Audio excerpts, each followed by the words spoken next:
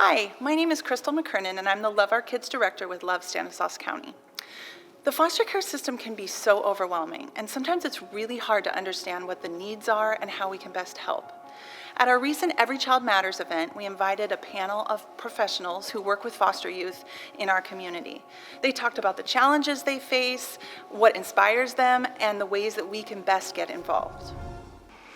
Awesome. Well, thank you guys so much for coming out and joining us. Why don't we start with you each just introducing yourselves and let us know kind of what agency you work for. That'd be great. All right. Hello, everyone. My name is Jeremy Pannell. I'm actually a supervisor at Stanislaus County Child Welfare, and I supervise our extended foster care AB-12 program. So this program is for all of our young adults who are 18 to 21, and we provide them services with housing, school, counseling services, referrals for independent living skills, and all the services they need to transition to adulthood. So that's my position at the agency. And Jeremy, before he was a supervisor, he was a fabulous social worker. Mm-hmm. You're welcome. I'm Steve Ashman. I'm the Executive Director of CASA of Stanislaus County. I've been the Executive Director on April Fool's Day. Not too ironic, it'll be 14 years.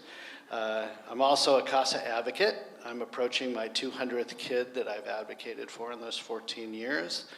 And we serve children from birth to the age of 21 and sometimes beyond, unofficially. And our role is to go into court and make recommendations independently to our judge about decisions she's going to make about that case for those children and those families. But we do it from the child's perspective. My name is Maggie Deverd, and I work for Stanislaus County. I am a resource parent mentor. I've been one for 6 years, and what I do is help to educate and support resource parents. We fostered through Stanislaus County for 7 years, and we had a total of 6 placements of children in our home. Good morning, my name is Stephanie Orona. I'm the foster youth specialist for Modesto City Schools. I have the opportunity to go out to sites. I go to 8 high schools, 4 junior highs, and I'm able to meet with them one-on-one to discuss educational, social, emotional, as well as just the social aspect of what high school is all about and how best I can support them. Good morning. My name is Melissa Popovich. I am a social worker for Stanislaus County Child Welfare Department. I have been a social worker for going on 8 years. I've worked in family reunification and the court unit with Jeremy as my supervisor, actually. And now I'm in the resource family approval unit, helping to certify community members and relatives who wish to foster our youth. And I assist our wonderful trainer, Nancy, to help get our families trained and certified. Hi, I'm Nancy Griggs. I'm the trainer and recruiter for the RFA unit, as Melissa said. I've been at the agency about 15 years in various positions. But now I get to share that knowledge to you if you were to come to us and want to become a resource family, hopefully in an engaging way. That's the most biggest challenge, to make a mandated class fun and interesting on such a complex topic. And then also I'm the recruiter, meaning that I come out in the community and try to enlist interested people in this wonderful challenge. So thanks. Awesome. Thank you all so much for coming. Okay, let's start out with you, Nancy. How is a child removed from their family home? Let's just dive right in. Crystal and I were talking about this before we started here, and so many of these concepts are so hard and complex to talk about that it would take a really long time. So I enlisted Jeremy to help me with this question, since he's the court, or was the court supervisor, and knows it better than I do in a lot of ways. But I'm just always so amazed by the people that work at our agency in the intake unit, which takes in all the calls from the community, from the school teachers to the neighbors to the doctors to the relatives to anybody who suspects child abuse and neglect. And just that we are constantly throughout the entire process, no matter where we are on that chain of growth for the parent, that we are always assessing for risk and safety, and that's our main goal. And then the one thing in my class that we talk a lot about is that parents are not to be punished are not in a criminal court. They're in a court that hopefully is compassionate to their needs and wants them to rehabilitate themselves. And that's really the emphasis of child welfare now, is that we want to focus on the parent, if possible, that can reunite with their children, and then another permanent plan if necessary. So I'm tossing it to you. I think you covered it pretty well. So just to kind of let you guys know, once cases do come in to the agency, and we do have children that come into our care, they do go through a court process, and that court process for most families does include family reunification. There are some outlying cases, depending on the severity of the issues, where families might not get an opportunity to try to reunify. And so once they go through that process, at that point, we're looking at placing all of our kids, and we want them to be in permanent homes. And I think one of the things we see at child welfare is the movement of placements so often. Our kids are bouncing from home to home to home, from school to school to school. But I think one of the things that we're really trying to change in child welfare is to change that system to where we have more of a bigger team approach, and so that foster parents don't feel like they're on their own, so that social workers feel like they have a bigger team. And really what we want to try to do is involve a bigger community around our kids, because they're isolated, they're alone, and they need that team. And so it's really exciting for us to have resource parents who are interested, especially ones that are interested in our older youth and our teens who don't typically end up having permanency, and they wind up being in our permanent placement program until they're 18. And so it's really just so important to them, even if they're not adopted or in a guardianship or any type of permanency, to have a permanent home where they feel loved and supported is the most important thing for them. And so I think for us, trying to reduce the amount of placement change that they have and try to ensure some stability in their home. Of course, we're always going to be working towards reunification, so there's always going to be a dual service going on. But what you guys are doing in your home with these youth are the most important thing. And so we really emphasize that. We're excited to have great foster parents who are interested in having our kids in their home. So That's awesome. So that's kind of like the back end. Nancy, can you maybe speak to, I know some people had some questions about, so if someone is interested in becoming a resource parent, what does that process look like? Again, I know we could talk for hours about that, but, and specifically someone had the question is, does the size of your home matter? Or can you speak to some of those details, people, or maybe can you be a single parent? That kind of, those questions that you get often. So Melissa and I are going to answer this question. We're tag teaming, working together. But what is always available to you 2 times a month now that we're in person, and previously we were doing it online, but as an orientation. And at that orientation, you might get a little intimidated if you don't know what's involved in being an RFA parent, because the state makes very clear regulations about how a home has to be and how criminal history has to be, and so you can kind of go like, whoa, okay, wait a second. But it is run by the state. Remember that. It's not run by our agency per se. We're guided by rules by the state. But most importantly, I would like people to know before you even think about coming to an orientation, but when you're in an orientation and then likewise in classes afterwards, you always have to be thinking about your commitment level. Do I really want to do this? Am I really cut out for this? Am I the person that would be best at dealing with a child that was going through difficulties? What's that going to feel like? What's it going to do to my marriage? What's it going to do to my children? Those are questions we answer or think about in class. That's a time for you to really process that well. And we want you, obviously, to come out on our side and become a resource family, but only if you really think it's the right idea. So I just want to stress that. And now I'm turning it over to Melissa. So I can speak a little bit about some of the safety and grounds requirements that the state is going to ask of a resource home.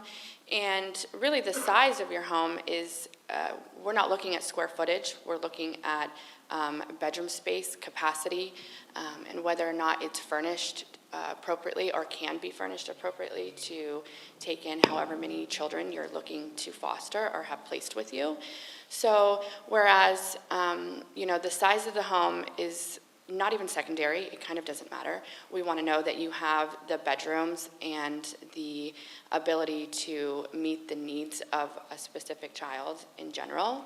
So do you have a bedroom that is not, a segue to another bedroom? Does it have its own exit? Does it have either a closet or a dresser in it that can hold a child's belongings?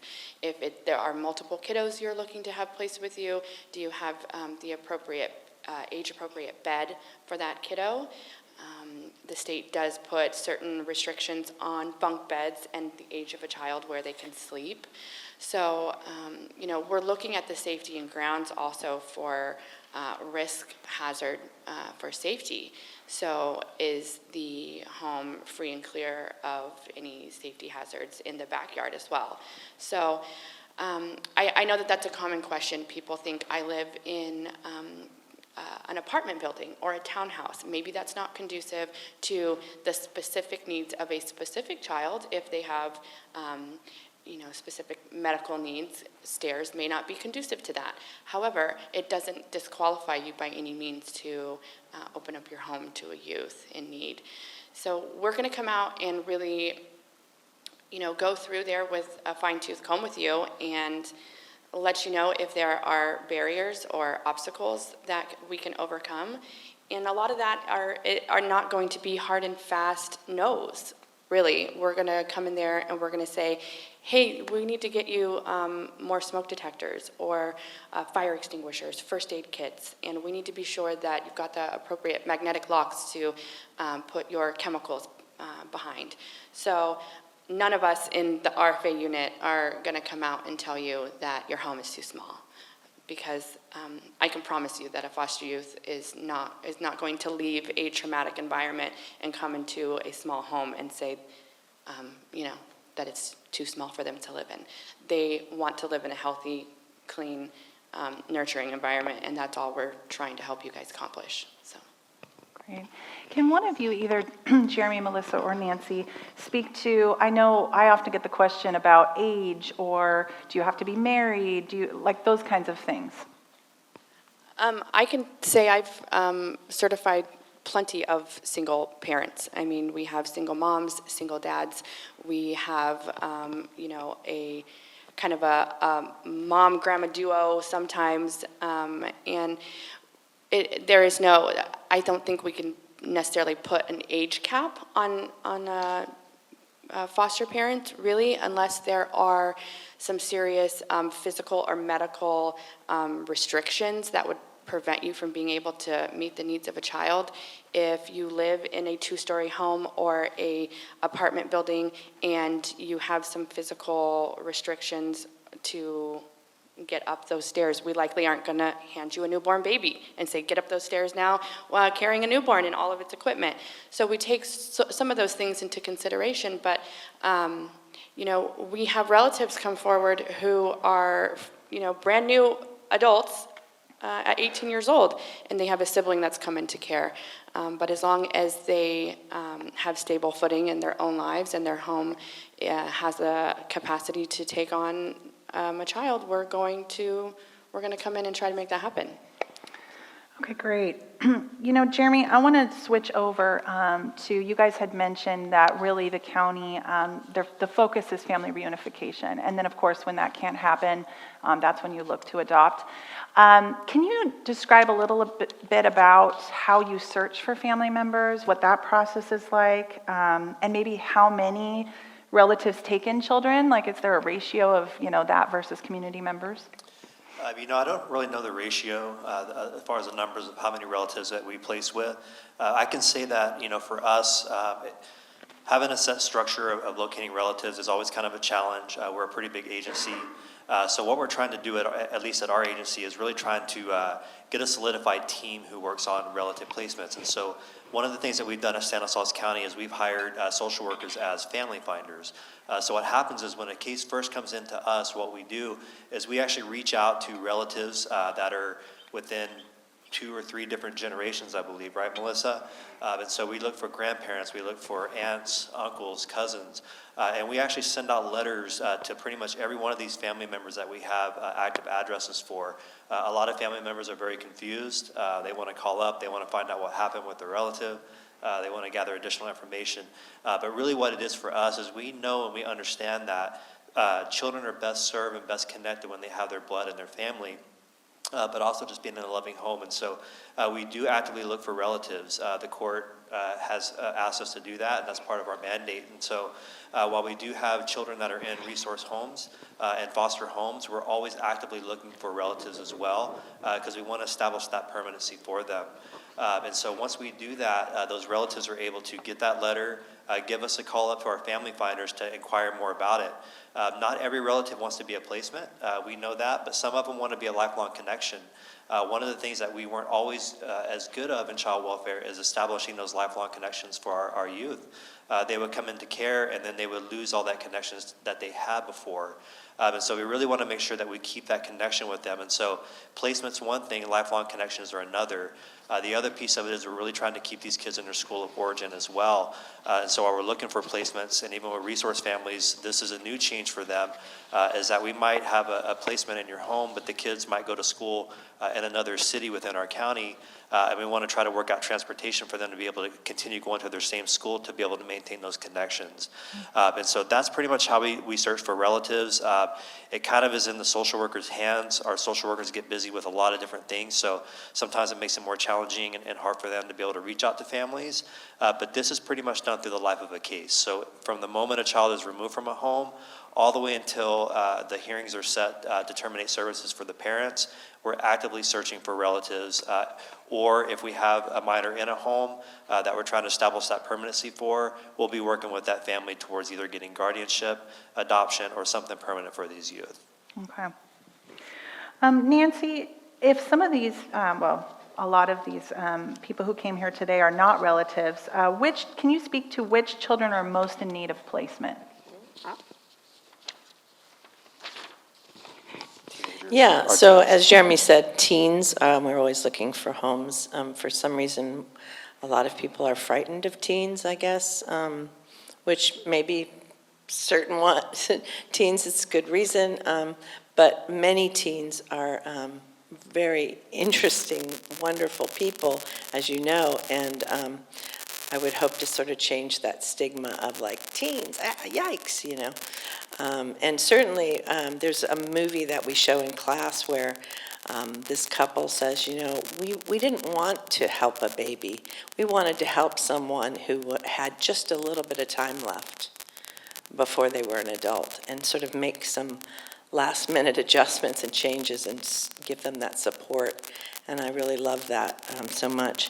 We're also looking for people that can take siblings in. Some of our sibling sets can be quite large, as in like 5 to 7 children. So, you know, if anybody has like a huge giant house, that would be helpful.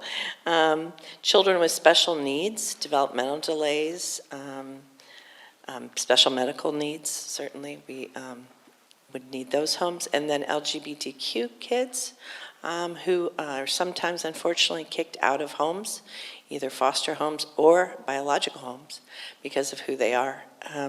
So we would really like someone to have compassion in that area.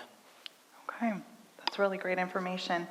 So Jeremy, what are, speaking of some of these barriers to finding people willing to take in teens, what are some of those barriers, and how can Stanislaus County continue to increase efforts in securing foster homes for older youth? You know, it's really about connections and engagement. One of the things that we're really trying to build at our agency is child and family teams. Right now, child and family teams usually consist of a social worker, the child, usually their foster parent, and then a facilitator. One of the things that we're really trying to do is build a team approach around families, to where we have community providers and other people that are involved. And so one of the things we want to do is make sure that families have the support that they need to be able to, work with these kids in their home.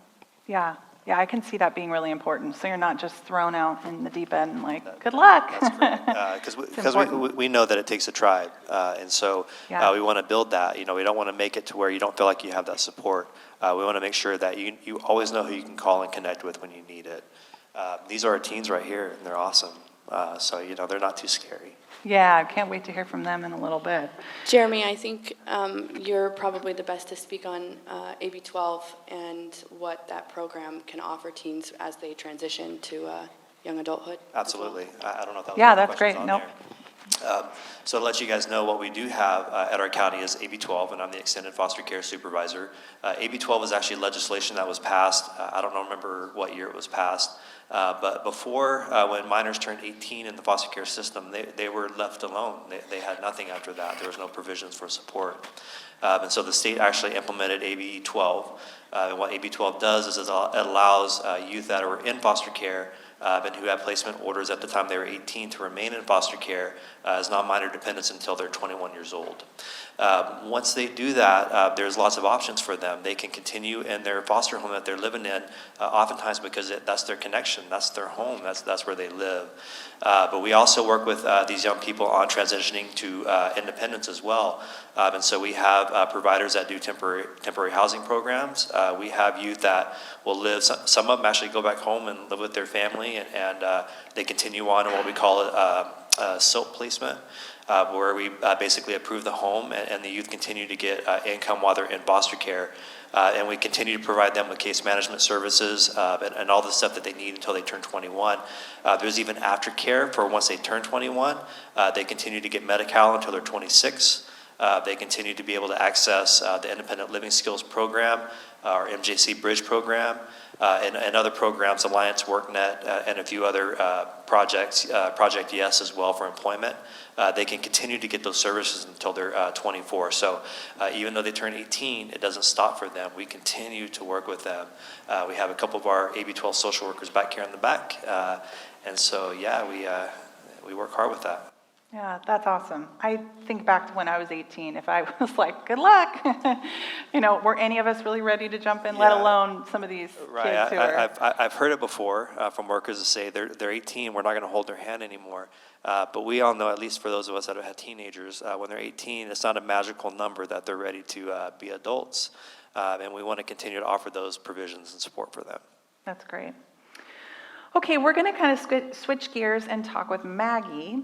What influenced you to take teens? Or maybe describe a little bit about what age kiddos had come to your home and maybe what influenced you to take older youth. I think it was something, coming to the orientation, because we came through as community members, and hearing the need about the kids that need homes, that need an alternative plan while they're in reunification services. And my husband and I came through, and in our minds, we just wanted to adopt. That was like just, our mind was, we're going to adopt, we're going to start a family. We knew that there was not going to be a likelihood that we probably would have small children, like newborn children in our home. So we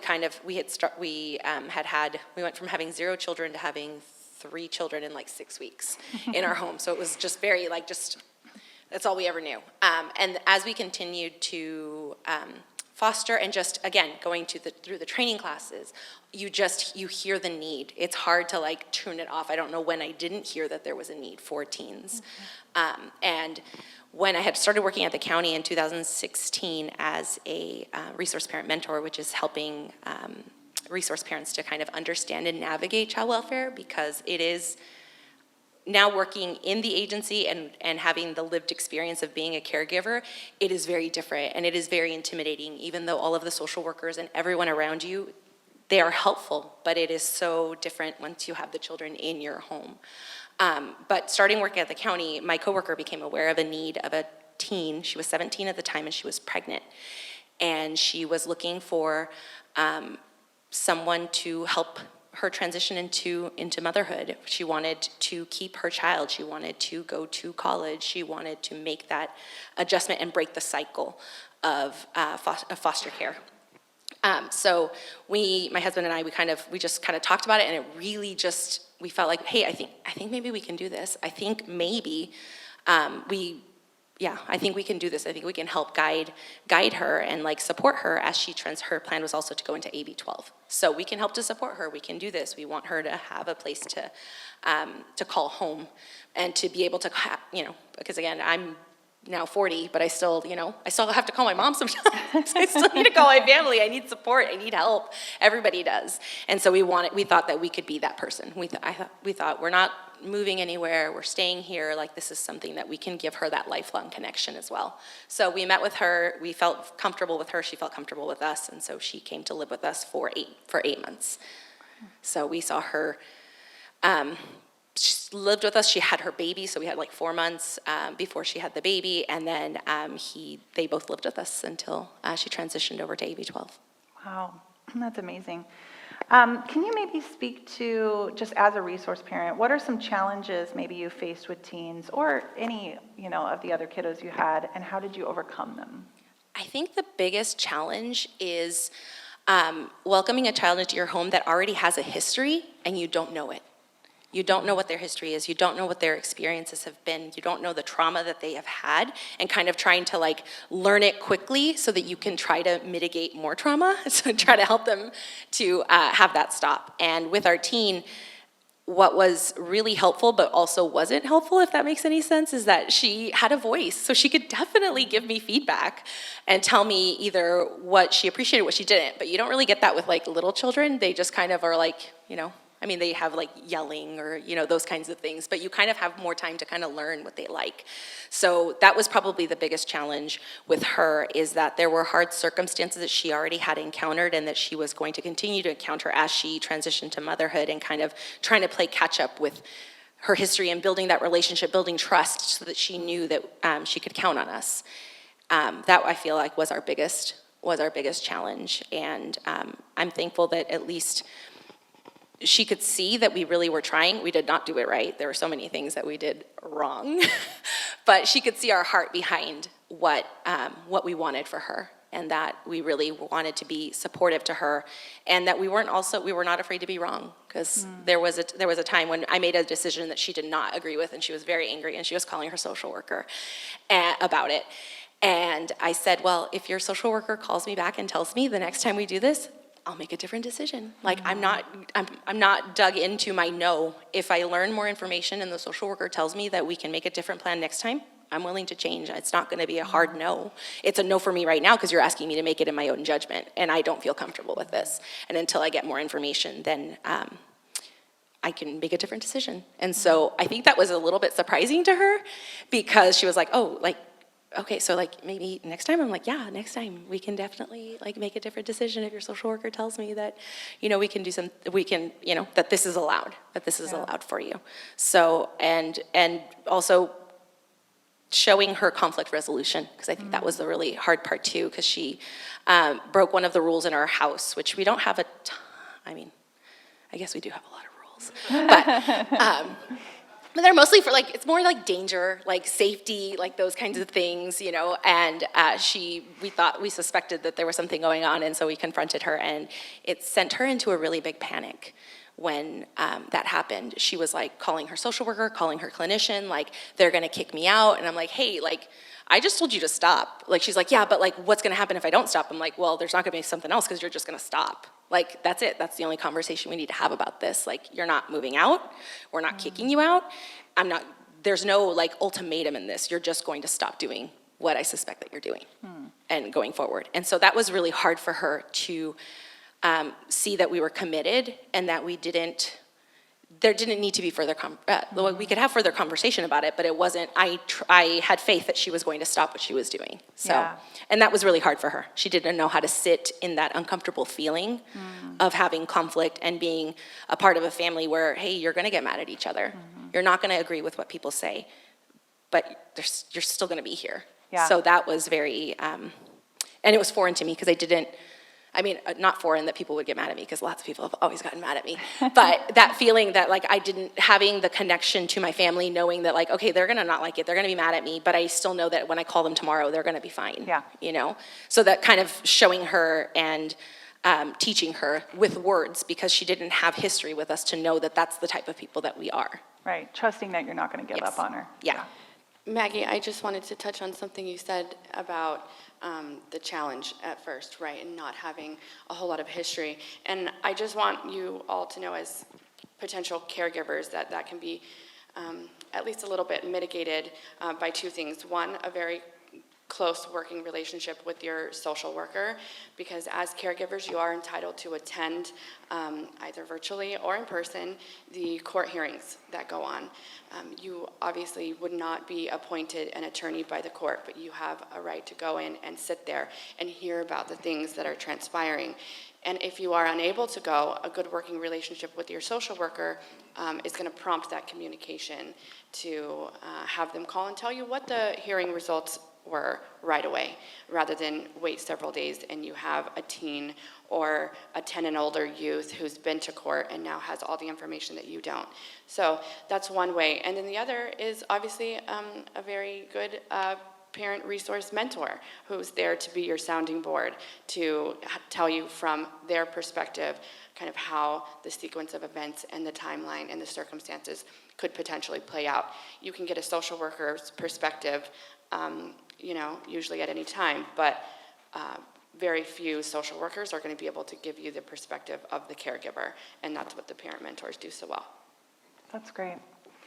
I know someone who came this morning had a specific question about some tips for integrating foster youth into your home if you already have some children living there. So I don't know, Nancy or Maggie, if either of you can speak to that. I think Maggie's the best person to take this one. I've never done that, but I would think also, it's really important to get to know the children in your home, their temperament, what they can accept, what they can't, and then accepting a child into the home that hopefully will blend. But that's sort of a, rainbow version of the world. It's a very complex system. The birth children can feel ostracized, feel like they're not being, given enough attention, or the foster child can feel that way too. So anyway.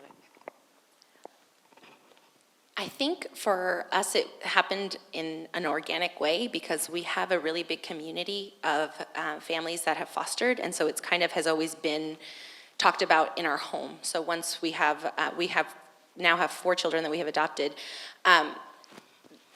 they always have a variety of questions. So as we live life and our friends have fostered or not, it's prompted questions. So when we had twins that we fostered after, I think that was in 2016, we just kind of said, hey, like these little babies are going to come and live with us for a little while, and we don't really know what's going to happen, but my kids were still pretty little at that age.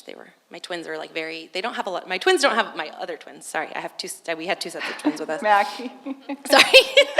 I love it. My older twins don't really have a lot of questions, but at that time, my 3-year-old, she would always have a ton of questions and like, well, how long are they going to stay? What happened? And so kind of just answering those questions as age appropriately as possible. When our teen came to stay with us, that became a little bit, again, Selena, she's my now 7-year-old. She's always the one who's had the most questions. So kind of like, well, where are her parents? Like what happened? And it then has turned into the conversation with them about their story as well. So I guess in our situation, it just was very natural that it happened, and just explaining that we don't really know a lot, and that, that we don't really know a lot about the future, I guess is what I should say, because we know about the past, but we don't necessarily know what the long-term plan will be for this child, but that they get to stay here as long as they need a home. Yeah, that's great.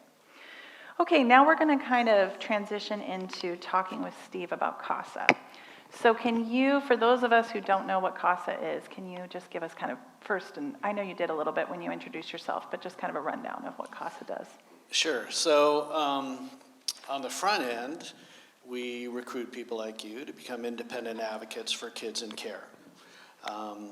We go through 36 hours of training, court observation, and a series of background checks and interviews, and ultimately, if we decide that you're a good fit for our program and you decide our program is a good fit for you, our judge swears you in as an officer of the court, and you come in and pick out a case out of one of the 343 kids waiting for a CASA advocate. On the back end, along the way, we expect that you will make a, sorry, Jeremy. We expect that you will make a connection with the child or the children that you select. You'll have a ton of support along the way. We expect that you would make consistent contact with them depending on the age of the kid, the circumstances of the case. Sometimes it's weekly, sometimes it's not. The older the child or the youth, generally the more intensive their lives are with their own activities.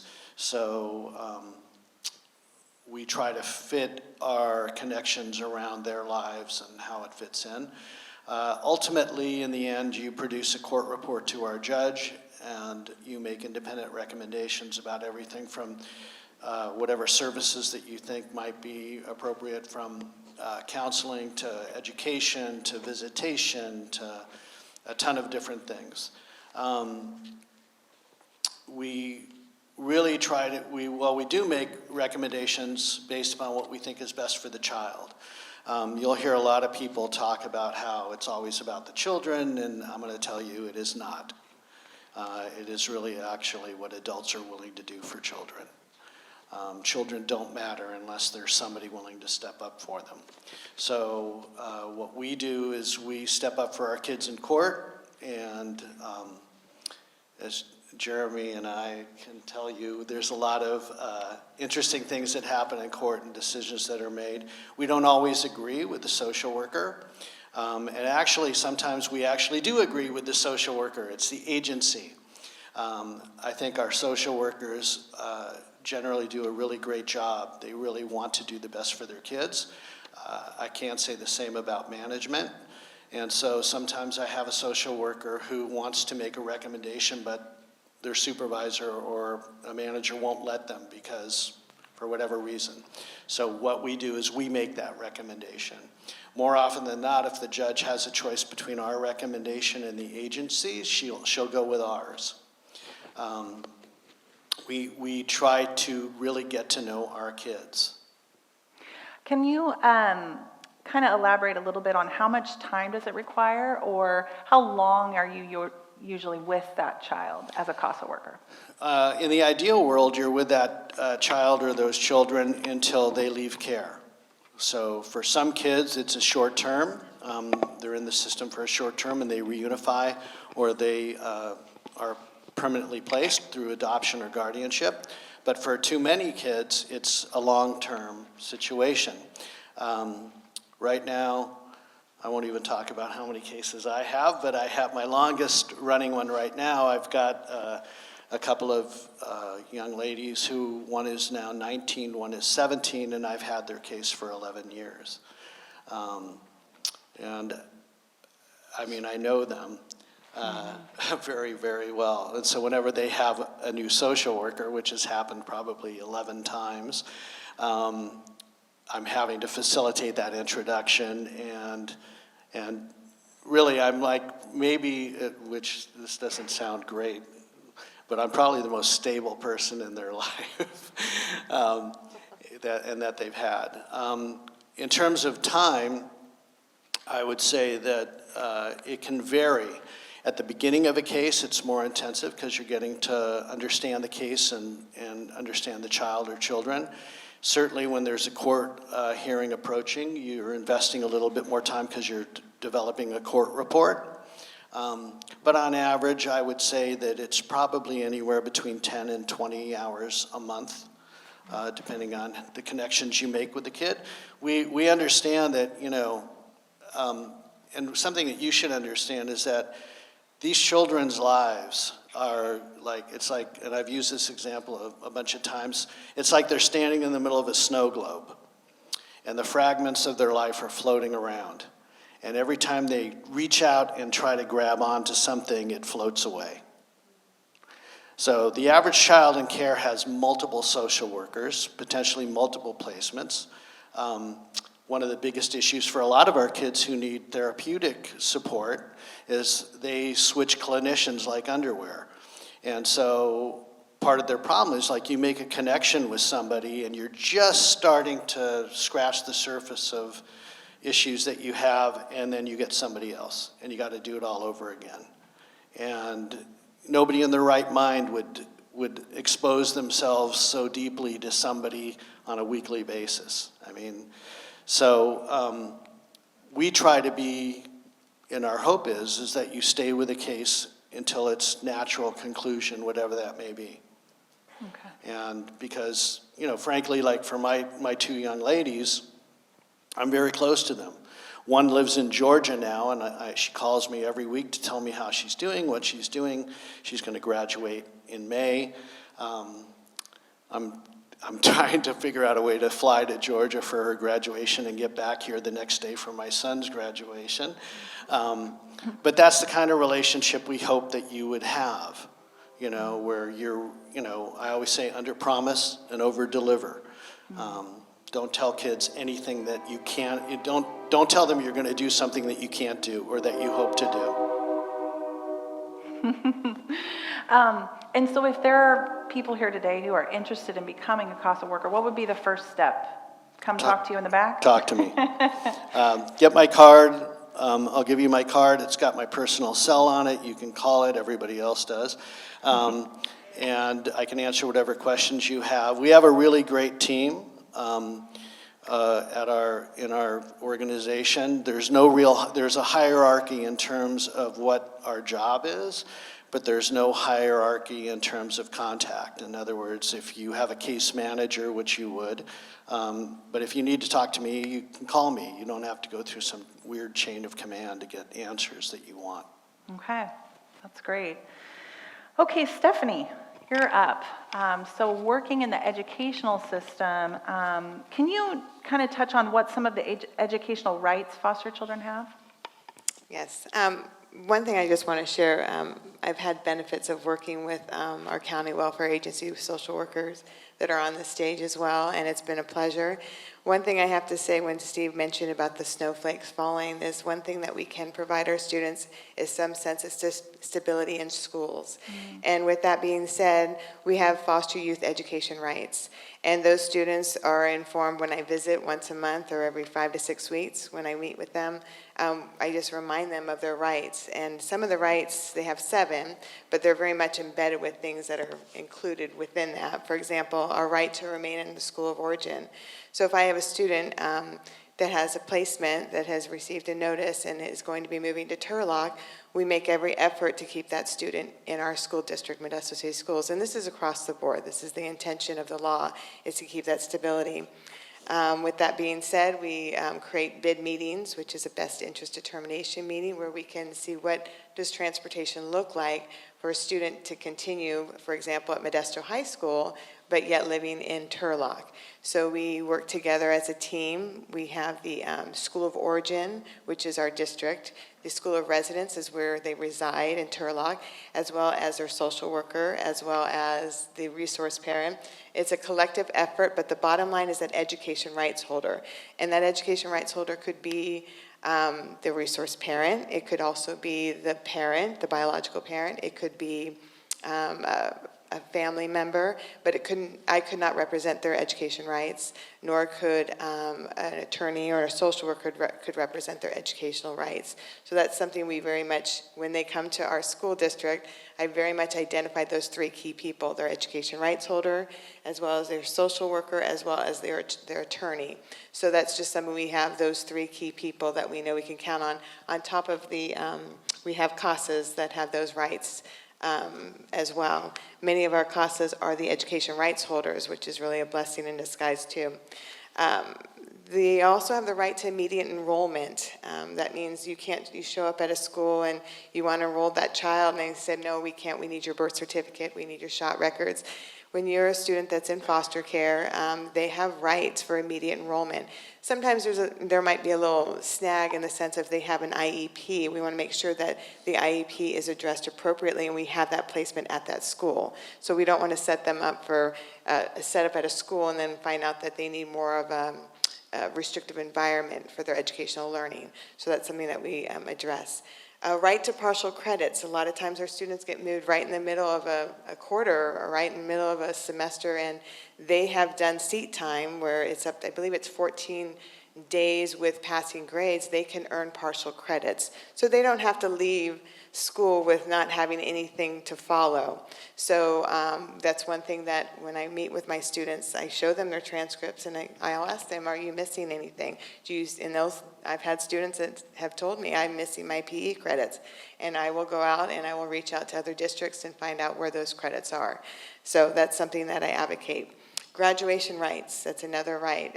A lot of times our students have so many moves, and if they've attended school for 2 years, or I should say high school, completed 10th grade, and they move their junior or senior year, they can be considered for credit reduction, which is basically state minimum credits. Modesto City Schools requires 230 credits, state minimum 130 credits. But that's something we would discuss. We would never want to shortchange their education as well. But if they're not able to graduate on time with their peers, that is something that we can address, which it's really a sense of relief to many of our students that have had a lot of setbacks and moves. The other thing, college rights. They have rights for waivers. They have rights to a Chafee grant, which is money that's provided to them, that I make sure they know those rights. So I feel like having the opportunity to meet with our students that are in care just provides more tools for them to prepare when they do become a non-minor dependent. School discipline rights, as well as right to school records. So those are just some things that I do on my end that I just want them to be well-informed and to support them. Can I chime in for a second? Yeah, sure. Okay, so every school district has a foster youth liaison, or theoretically does. But it is rare that any of those people do the job that Stephanie does. Stephanie and I work a lot together on a lot of cases, and she steps up for kids like it's nobody's business. But the thing, school of origin is really important. We want kids to maintain as many connections as they can. And, school can be difficult. And so placement for kids who are bouncing around is really always a challenge, whether they're, you're working with them as an advocate or in the schools or as a prospective foster parent. So education is huge. And it's rare that somebody does the job that Stephanie does. I completely agree with that. Stephanie, I know there are some people here this morning who work in education. I think we actually have a school librarian, maybe a couple teachers. Have you found, just in your working in that space, how do you feel like people working in education can best support students in foster care? I felt like there's a really loaded question. Bottom line is you need to love that child that comes in your view. I think that's one thing I'd have to say is that putting that child first. I feel like our job is to eliminate unnecessary barriers. So if I have a student, for example, that was just placed in Turlock just recently, and she's really struggling because it was an unexpected move, and she's trying to recover her credits, more so today, or yesterday was March 11th, end of the quarter. So working with the student, we met with the assistant principal and we talked about a game plan, how we could recover some of the missing assignments, because they are justified if they're being at court. They do have those days that are justified where they have time to make up the missing work. So my job is basically, and for anyone who works in the education field, is to actually understand their foster youth education rights. I think if you have a better understanding why they're in place, I think we have a better way of helping them, because I'll be honest, I'm a teacher. I'm a teacher on assignment. I was blessed with this position six years ago, and I've grown into this. I've become a CASA advocate. I'm going through resource referral family training right now. I want to know all avenues that our students come to me and know who's connected with them. But I think the best thing we can do is understand why they have those rights.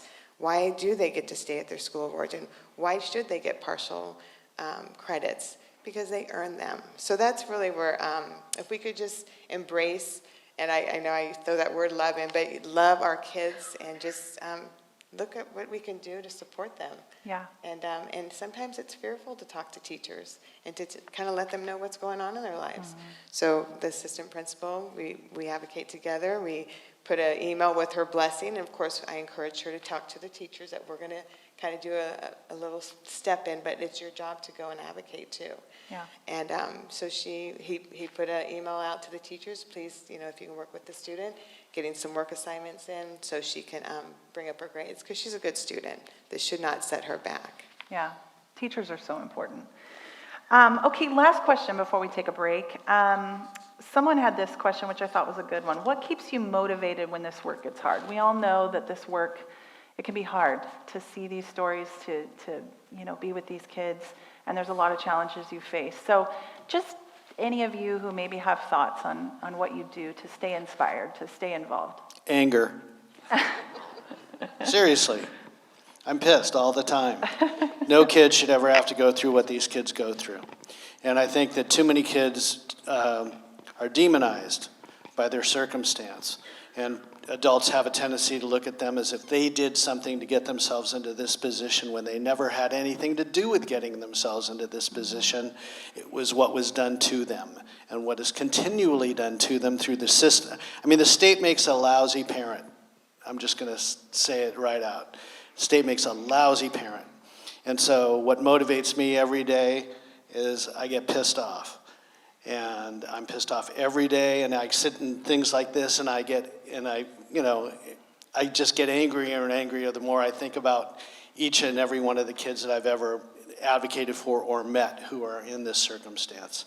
These kids are victims, and they are not perpetrators. They are victims, and they deserve to be treated with the respect that every other child is treated in their own home by every single person they come in contact with. I can say what keeps me motivated is these teams right here. Just knowing that child welfare is changing and growing, and that we're putting more emphasis on hearing the voices of kids and families. I can tell you guys, I've been in child welfare for 14 years, and a lot of this stuff that's coming about with this group here on stage, this is newer stuff. This is things that have been developing over just the last few years. Keeping kids in their school, that wasn't something that I remember being talked about when I was a younger social worker. So there is a lot of changes happening. This field is always full of change, always full of growth, and seeing how we can do things better. And these young people right here are the reason that we do the things that we do, and why we stay motivated, and why I stay motivated to do this job. I think I find motivation from community. My coworkers who will share their wins of their families when I maybe am not having as many wins with my families, or just, again, sharing the wins of our kids, being in community, being in relationship with other people who are living the same life that you are. Yeah, that's good. I think as social workers and CASAs and mentors, we probably get this question, gosh, close to daily. How do you do it, right? What keeps you motivated to keep going in a world of constant trauma? And for me, I kind of give the same response every time, and it's, if not me, who? If you're contemplating stepping up and taking on one of these roles, you got to ask yourself that, because not everybody is cut out nor willing to do it. So if it's not going to be you, who is? And they need us, right? And the other is just that if I'm going to do anything, I'm going to do it well, and I'm going to do it in a way to inspire others to follow. So I think if you kind of keep those two things in mind, we probably all do, that, you're going to go out there and do great things without even realizing you're doing it. It's very impactful work. So, I would say just having pride in my job. I think that not only are foster children maligned, but so are social workers that work in child protective services. I've been told that I'm, trying to make money or something by each allegation. I don't know, I've heard some wild things. But I do know the truth, and that's that there are a lot of excellent social workers that I've learned from, like Jeremy said, on this panel and otherwise.